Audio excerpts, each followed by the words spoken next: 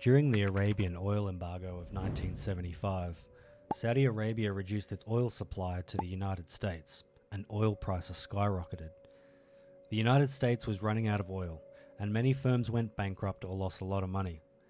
The American automobile industry came under wide scrutiny as a result of the scarcity and high cost of oil, which reduced demand for new vehicles to basically nothing. Something had to be done. Stanley Meyer was a prolific inventor who claimed to have created a water fuel cell that could be used to power a car instead of gasoline. Despite having no official training to be a scientist, he somehow found opportunities to grow in areas as unpredictable and volatile as his personality. Stanley was born on August 24 in 1940. He grew up on Columbus's east side before moving to Grandview Heights, where he finished high school and completed his studies. He joined the military after graduating from high school and briefly applied to Ohio State University. Since he was a child, Stanley had a strong desire to create something unique. Stephen Meyer, his twin brother, said, "We were always building something. We went out and created our toys." Stanley was the owner of numerous patents, ranging from finance to oceanography, and even heart monitoring. He was a pious man who usually attributed all of his accomplishments to God. His favorite saying was, "Praise the Lord and pass the ammunition." By 1989, the Patent Office had given Stanley special consideration because of his innovations, and the majority of them had been accepted. Stanley's inventions were typically put into use 8 months after they were submitted, which was unusually fast given that patents typically take more than a year to be applied for. His technologies and applications were deemed technologically innovative and ahead of their time by the Patent Office. Stanley has applied for almost 200,000 patents to date. Stanley was working for the Battelle Foundation in Ohio at the time the patents were submitted, a corporation founded on technology research and development for the greater good. The majority of his patents were created there. He was also involved in NASA's Gemini space program. Stanley's major contribution to aeronautical technology was the energy feeding system on the concept EBED, which was a part of the Star Wars project. The majority of Stanley's projects were self-funded. He has the mindset of an entrepreneur. Many national and international scientific bodies and organizations recognized him. He was named Inventor of the Year in 1993 and received significant support from countries such as Canada, England, and Sweden. Back in 1975, Stanley claimed that an automobile with the device in it might change from using gasoline to using water as fuel. The automotive industry would undergo a revolution because of Stanley's invention. The electric fuel cell allegedly worked by splitting water into hydrogen and oxygen and then using the hydrogen to power the car. It was based on the idea of dissolving water atoms into their elemental form, burning hydrogen to produce energy, and expelling oxygen and water vapor through the exhaust pipe to produce harmless emissions. During the program, Stanley claimed that his fuel cell could function on rainwater, well water, city water, and even salt water. However, it remained unclear how his fuel cell would be able to split the water into its component elements. As Stanley also claimed, the method required only a fraction of the energy required to break down water into hydrogen and oxygen. Stanley was able to patent his invention under Section 101 of the Subject Matter Eligibility Index, despite concerns regarding the legitimacy of an automobile that runs on water, demonstrating to a patent review board that his invention operated reliably. After a few months, he was able to create his water-powered engine, mounting it to a dune buggy that was painted with the words "water-powered automobile" and a citation to Christianity to convey the spirit of creation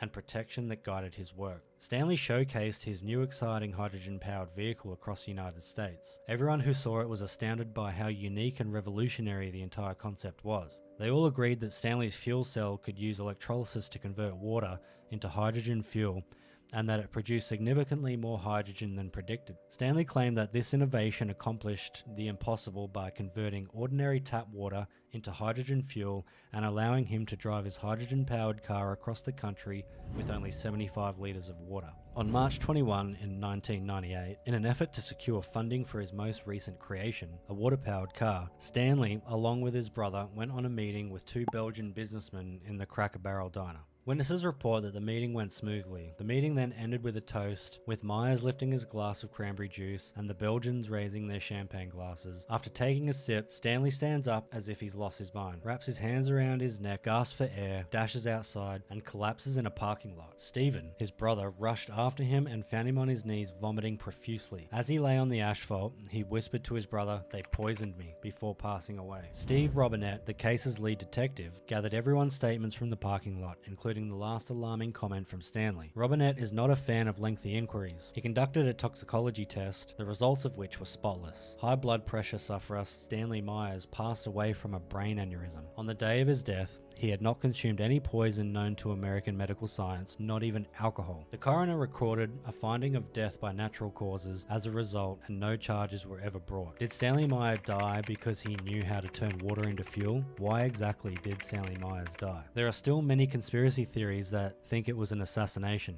It was alleged that he attracted enigmatic visitors from all over the world, drew hefty takeover bids from shady offshore businesses, and was even the target of state-sponsored espionage. Some people even speculate that a technology of this magnitude would have upset the delicate geopolitical balance that existed after the Cold War, reducing America's reliance on crude oil and consequently the strategic significance of the Middle East and Russian oil reserves. Stanley's brother visited with 2 investors the following day to inform them that Stanley had passed away. "I told them that Stan had died, and they never said a word. Absolutely nothing. No condolences, no questions, not a word. I never ever had a trust of those 2 men ever again." But Philip van der Mortel, one of the Belgian investors, said that he has been financially supporting Stanley for several years and considers him a personal friend, and that he has no idea where the rumors originated. Stanley's water-powered car and its remarkable claims came under intense scientific and legal scrutiny in the years that followed his passing. Before that tragic day at the cafe, Stanley had been successful in luring other venture capitalists and his investors fought over the rights to his estate and the underlying intellectual property. Stanley had also been successful in selling prospective business owners the franchise rights to 2 water-powered vehicle dealerships. 3 expert witnesses chosen by the court studied the innovation to determine its value. They came to the conclusion that there was nothing revolutionary about it and it was simply using conventional electrolysis. Stanley was found guilty of gross and egregious fraud by the courts,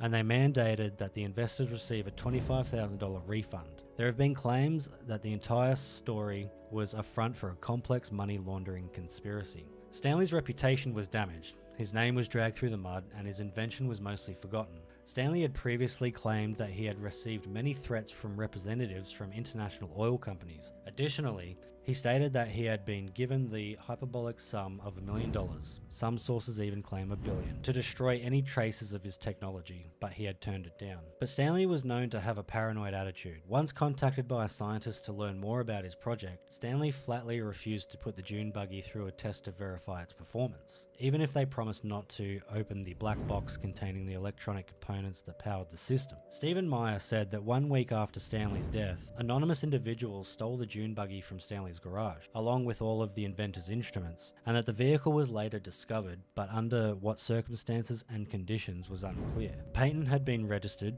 and the dune buggy was later locked away in a chamber with no doors so that no one could steal or damage it. But according to Stanley's critics, it was so that no one could inspect it and find the patent's vulnerability. The automobile then appears to have shown up in Canada in 2014, some 16 years after Stanley's death, and now in the possession of the Holbrook family, who were said to be old associates of Stanley. Stanley's discovery opened the door for the development of new alternative energies for today and the future. The fuel cell is still alive and well today, with automakers Toyota and Honda selling fuel cell powered vehicles. Hydrogen fuel cell powered automobiles were now feasible and might be mass produced in the future. They were, however, all based on Stanley's work. So far, these systems have been developed to generate oxyhydrogen, also known as Brown's gas. It is pumped into the gasoline system to significantly boost fuel efficiency, and it is nothing like Meyer's original invention. Stanley's technology is now in the public domain and is open for use by anybody without restriction or payment of royalty because the patents have expired. As for the murderer, as well as the motives for the murder, they were never uncovered. Thank you so much for hanging out with me and watching today. My name is James, and this is the restricted section. We upload 3 times per week. If you enjoy stories like this one, please like the video, subscribe to our channel, and turn on notifications so you don't miss any of our weekly uploads. If there are any topics you would like to see in future videos, please put them down below in the comments. Thanks again, and see you on the next one.